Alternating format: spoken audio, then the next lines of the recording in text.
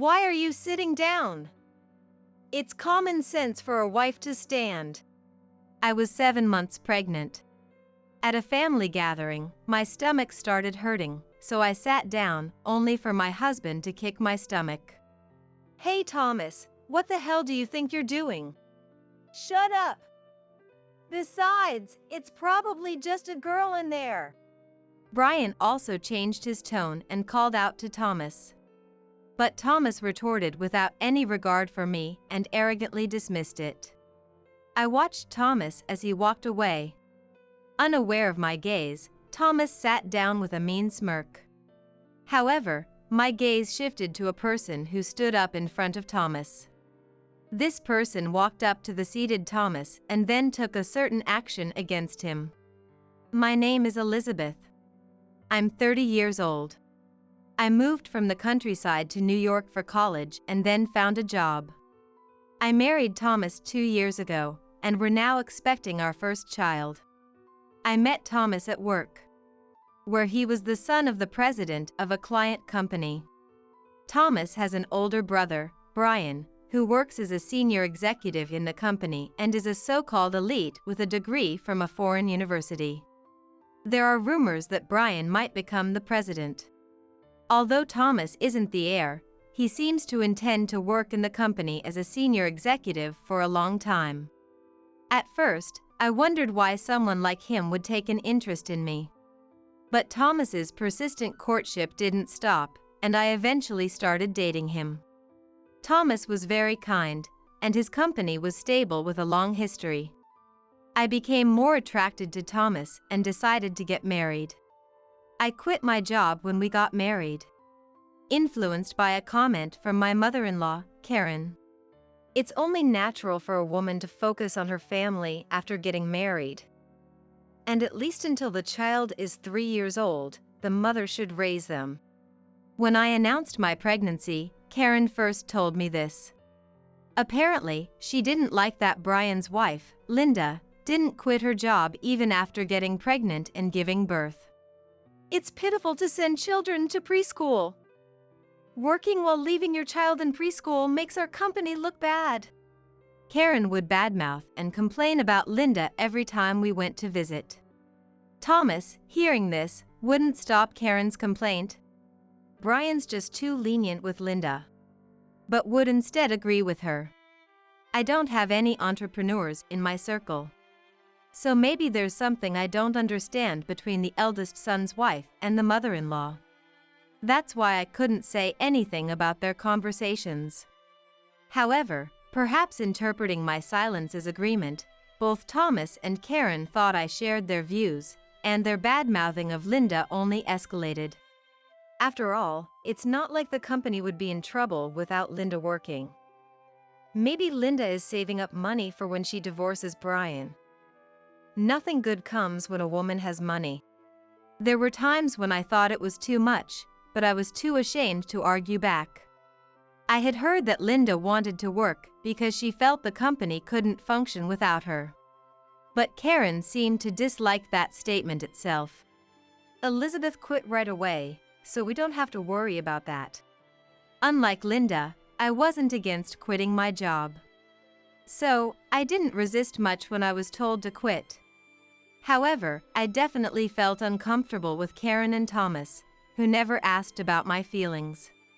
Because of this, I became a housewife right after getting married. But then, Thomas started to make comments that seemed to look down on me. You're not working, so at least do the housework properly. He would complain like this when he came home. Of course, I did what I could, like cleaning, laundry, and preparing meals. But as a newbie housewife, I didn't know what more I could do, and I started to feel uneasy whenever Thomas was around. When I went to my parents' house, Thomas would even complain to Karen that I, a housewife, couldn't even do household chores properly. Believing him, Karen also started to complain to me. Elizabeth, it's troublesome if you don't properly support Thomas. The wives of my sons are all so useless. Karen started to scold me too, and I felt smaller every time I visited my husband's family. Yet, At least it's better than Brian's place. Those two don't even bother to visit our home. Well, that's true. But hearing that made it impossible for me to distance myself from my husband's family.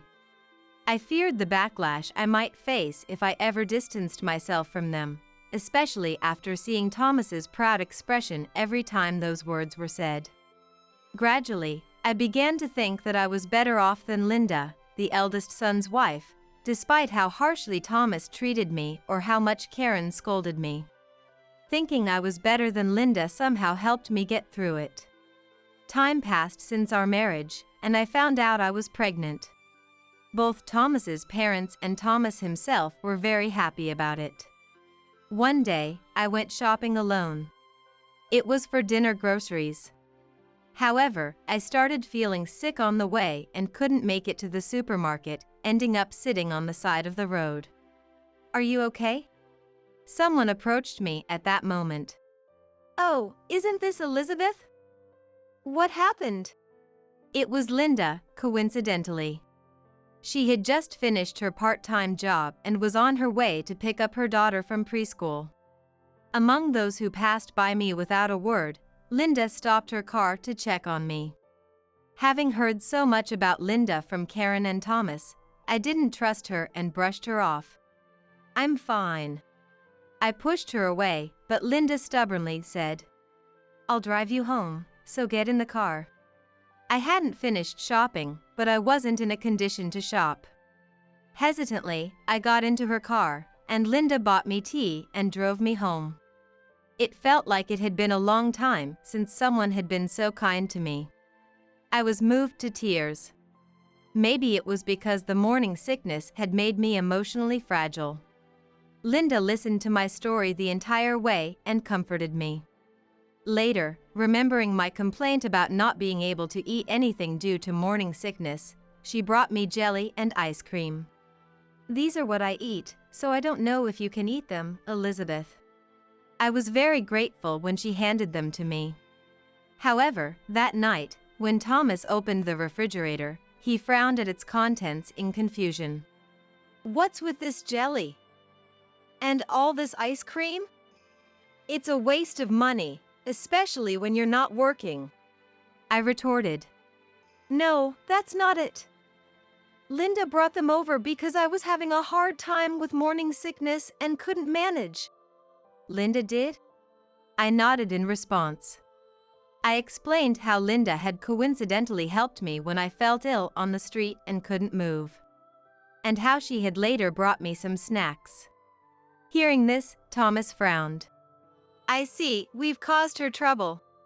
Or, "That was kind of her." That's why I told him the story, but Thomas's reaction was far from what I had imagined. "What are you doing? Don't make us owe that couple anything." After I finished my story, Thomas said that, holding his head in his hands. "Huh? Why?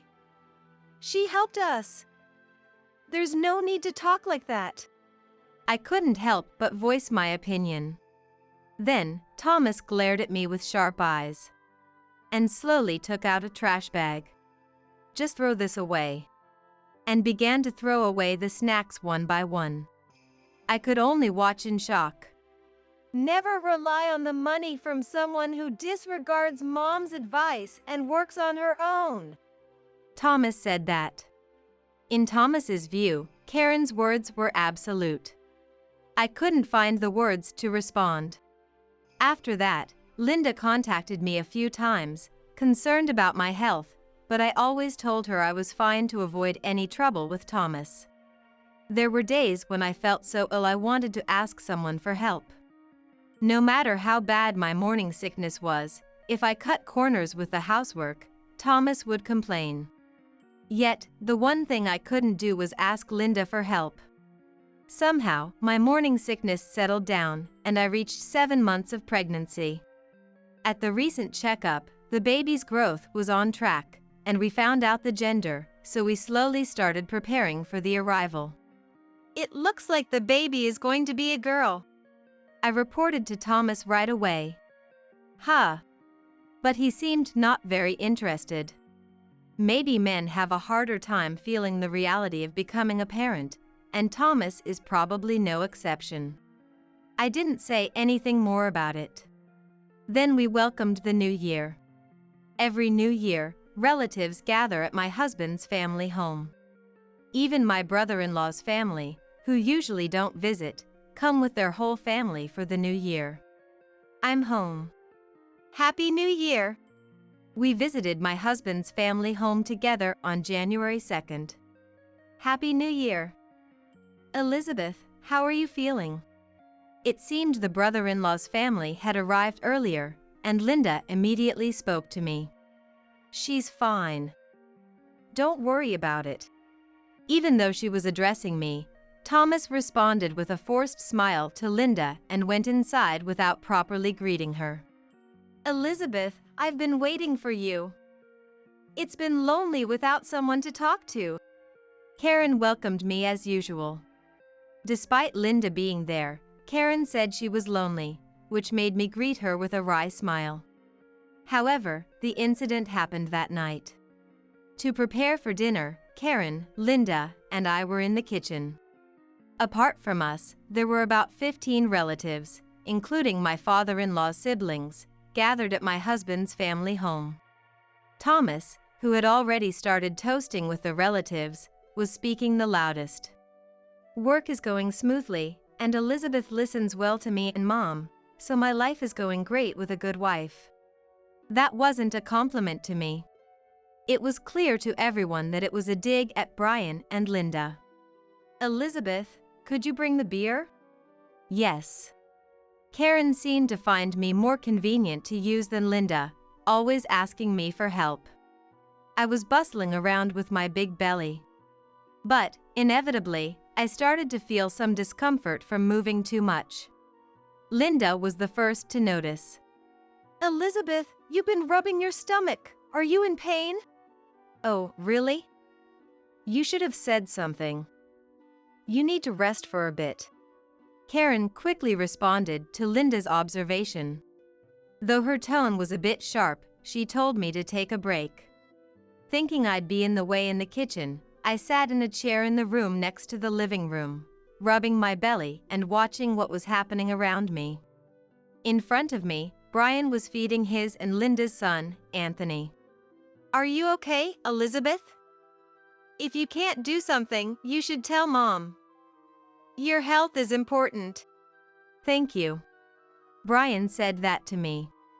And we chatted for a bit. We talked about when Anthony was born and what he likes now. Hearing stories from Brian, a father, was very insightful, and it was clear he was very involved in parenting. Do you know the gender of your baby? Yes, it seems to be a girl. That'll be cute. However, Thomas, who overheard this, seemed displeased and stood up with a sour expression. I thought he might be heading to the bathroom, but instead, he came straight over to me. Why are you sitting down? What? I was taken aback by his sudden question. As I asked Thomas for clarification, he shockingly kicked my stomach. It wasn't with much force, but I involuntarily cried out and doubled over in the chair, clutching my belly. The shock of being treated that way left me unable to move, more than the pain itself. Dramatic much. It's common sense for a wife to stand. Why are you sitting here chatting while making Mom work? Hey, Thomas. What do you think you're doing? What's the big deal? It's just a girl in there anyway. Eventually, she'll get married and leave, and she won't be any use to the company, so it's fine. Brian's tone changed as he addressed Thomas. However, Thomas retorted without any consideration for me and arrogantly dismissed it. Hey, that's too much. Although I couldn't see who it was, I heard a relative calling Thomas out. I've decided not to be a pathetic husband who spoils his wife like someone else. If my wife is being negligent, it's up to me to correct her. Laughing, Thomas said this and then walked away from me. The problem is that Brian can't control Linda. He lets her do whatever she wants. Do you think someone like that can control the company in the future? Dad should think about it. I think I'm more suited to be the president. I'm sure Mom thinks the same. Hearing this, I felt like I finally understood what Thomas was thinking. Thomas's behavior of affirming everything Karen said and acting under her influence was probably to gain her support. The same goes for saying bad things about Brian and others. It seems that Karen was upset about losing the position of president to her eldest son, Brian, so she decided to have Karen tell her father-in-law to make her president. That's why he had been forcing me to act in a way that would make Karen like me. I glared at Thomas, who was laughing and sitting in his own seat, unaware of my gaze. However, my attention then shifted to my father-in-law, Richard, who stood up in front of Thomas. Richard, confirming that Thomas had sat down, silently stood up and approached Thomas. "What?" And then, Richard kicked Thomas hard. Everyone was left speechless by this. Even Thomas was stunned and unable to speak, staggering from the impact. "You don't have a child inside you, so it should be fine. And if a child is wrong, it's up to the father to correct them." Richard said this and tried to grab Thomas by the collar. "Dad, calm down." The one who stopped him was Brian, who had been ridiculed by Thomas all this time. "Brian, aren't you upset about being talked down to all this time?" Richard said this. But Brian just laughed. "Not at all. I actually felt sorry for him." "What?" "Because it's true, right? Obsessing over the title of president to the point where you can't even cherish your family. If you're that desperate to be president, then go ahead, let Thomas do it." Thomas turned beet red at those words. The company and the title of president that he wanted so much. Maybe he felt like he had lost to Brian, who had said something that made him give it away so easily, and maybe he was also embarrassed by being called pitiful. Plus, I believe family should work together and respect each other, not control each other. The same goes for our employees. I want to create a company where employees cooperate and respect each other. Since I'm not good at controlling people, Thomas, who can control things better, should do it. Besides, my family is more important to me. It was clear who was more suited to be president. Despite Brian provocatively offering the presidency to Thomas twice, Thomas, being the person in question, couldn't find the words to respond and just turned redder.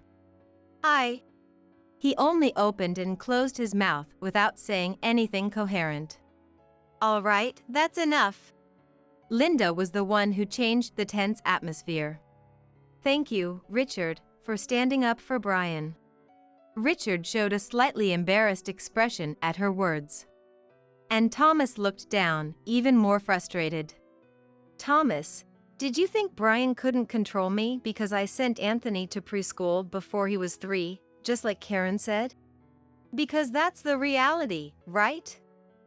We're a president's family, and we have to consider how it looks from the outside. Brian really thought about it. He wouldn't let you work, Linda."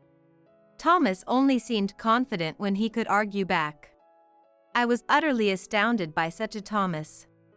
Indeed, that's true. But it's not like Brian didn't think about it. He asked me to quit too. But I wanted to work, so I asked him. If you're going to blame someone, blame me alone. Compared to them, Brian and Linda seemed wonderful to me. Their relationship, where they care for and respect each other's desires, was admirable. It made me feel foolish for ever worrying about what Karen said. "Until the child is 3? What's that about? Was Karen saying such arbitrary things?" Richard seemed unaware of Karen's statements and sighed in exasperation, apologizing. "I'm sorry, Linda and Elizabeth, for any distress caused by Karen's words." "Please, there's no need to apologize. And hearing Thomas's words earlier, "I'm truly sorry, Elizabeth, for how Thomas's foolishness must have made you feel uncomfortable." Richard sincerely apologized to us without concern for others' opinions. Instead of needing an apology, I felt guilty that Richard was apologizing to us when he was actually protecting us. Karen, who had come into the living room at some point, was flustered by Richard's demeanor. "I just meant..." She tried to make excuses with an uncomfortable expression.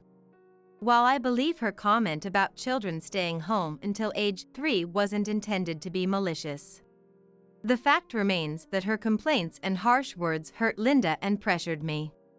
"Karen, don't make excuses. Isn't it embarrassing to interfere in parenting?" Richard reprimanded Karen, who seemed to finally realize the foolishness and irresponsibility of her words. "Linda, we're truly grateful to your family's company. Of course, you're welcome to continue working. We understand that the company can't function without you, so please continue to support us in both business and personal matters." Richard then addressed Linda, which confused everyone. Thomas, Karen, myself, and even the other relatives were puzzled by his words. "Dad, remember we agreed not to talk about Linda's family business?" Brian said with a laugh, followed by a troubled smile from Linda. "What does that mean?" I asked Linda, as I'm sure everyone was wondering the same. Linda opened her mouth to meet his expectations. "My dad's the president of the company. My marriage to Brian and the company have nothing to do with each other, but it seems Brian only told Richard about it." The room went silent at Linda's words. The company she mentioned was well known in the area, much larger than Richard's and also a business partner. Linda's father, the president, was busy and disliked public appearances, so no one knew his face. Karen and Thomas had met him as Linda's father but had no idea he was the president. Linda worked as an executive director in her family's company. The revelation shocked Thomas and Karen, who had been disparaging Linda's work. The two of them have been making fun of Linda, who works there. They probably never expected her to be the daughter of the president of a company that their company is indebted to. They were at a loss for words, unable to even formulate an apology. However, it's clear after today's events that I cannot entrust the company to Thomas. Thomas finally received a definitive statement from his father-in-law. "I understand you care about the company and its dealings, but a company is its employees. Someone who can't cherish their family can't possibly cherish their employees." Thomas, pale-faced, pleaded for forgiveness with a deep apology. "You're right, Dad. I was wrong. Please give me another chance." Despite Thomas's desperation, Richard raised his voice again. "You're apologizing to the wrong person." At those words, Thomas, shaking, stood up and staggered towards me. I instinctively covered my belly, fearing he might do something again. Seeing this, Thomas seemed hurt and began to cry, kneeling down. "Elizabeth, I'm sorry. The baby must have been hurt too. I'm so sorry." Thomas broke down in tears, appearing to truly regret his actions. Behind him, Karen also muttered, "Linda, I'm sorry. I said terrible things to you." Linda, hearing this, smiled and dismissed it. "You should be apologizing to Elizabeth. She's been under a lot of pressure listening to my complaints. And the baby in her belly must have heard all of Grandma's words too." Karen, taken aback by Linda's words, apologized to me. "Elizabeth, I'm sorry." Both seemed genuinely remorseful, and Linda and I shared a smile. However, Richard was not satisfied with their apologies. "Karen and Thomas, get out. I don't want to see your faces today." He then had Karen and Thomas leave the room. After they left awkwardly, a relative spoke up. "Come on, Elizabeth and Linda, let's eat together." "Yes, let's eat." "Yes." And so, surrounded by everyone, Linda and I enjoyed a pleasant meal. For the first time visiting my husband's family home, I spent an enjoyable evening. Richard's anger didn't subside for a while, and Thomas was eventually banned from the house. His dream of becoming the president vanished, and though he remained at the company, there was no sign of advancement from his position as a regular employee. Perhaps because of this, Thomas no longer talked incessantly about the company. When I, unable to forgive him for kicking my stomach, suggested divorce, he offered a deep apology and promised never to drink alcohol again. I proposed a separation, but Thomas, with nowhere else to go, ended up staying at the company, managing with delivery meals and showering at a gym. This lifestyle seemed to take its toll, as Thomas lost a considerable amount of weight within a month. However, he continued to work daily and kept in touch with me. "Do you need anything? How's your health?" Gradually, I began to open up to Thomas again. Feeling pity for him, I told him he could return home, and upon his return, Thomas apologized once more. He seemed like a changed person, not only refraining from complaining about housework, but also taking the initiative to do it. "You rest, Elizabeth." Now, with my growing belly, he even takes care of the more strenuous cleaning tasks for me.